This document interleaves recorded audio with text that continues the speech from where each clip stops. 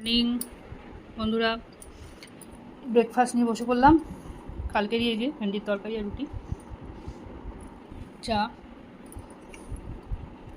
পরশু দিনকে যে জিনিসগুলো এনেছি ওগুলো এখন এখানেই রাখা আছে।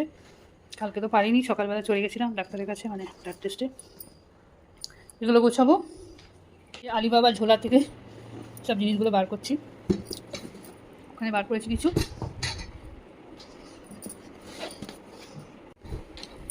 এই দেখো 5 লিটারের কুকারটা, দেখো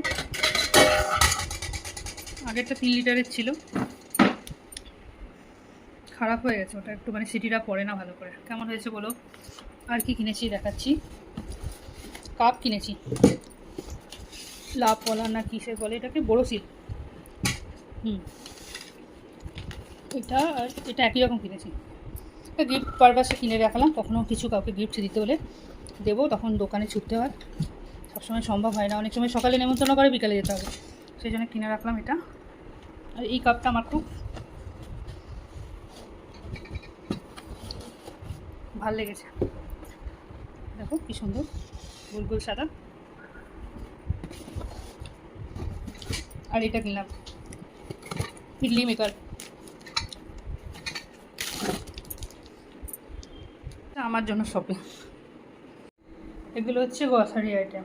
এই দেখো গ্রসারি আইটেমগুলো আপাতত সেট করে রাখলাম। কিনে আনাটা সহজ, গুছিয়ে রাখাটা না, মানে আমার কাছে তো খুব, আর আমি ঠিকঠাক গুছিয়ে না রাখলে আমার আরও ভালো লাগে না, এই জন্যই আমার কাছে কঠিন গুছিয়ে রাখাটা। দেখো আর একবার করে সব পরিষ্কারও হয়ে গেল সব তাকগুলো।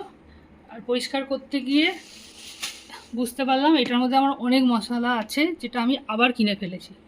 তো একবার করে হাত লাগালে না মনে পড়ে যায় কি আছে না আছে, তাই না?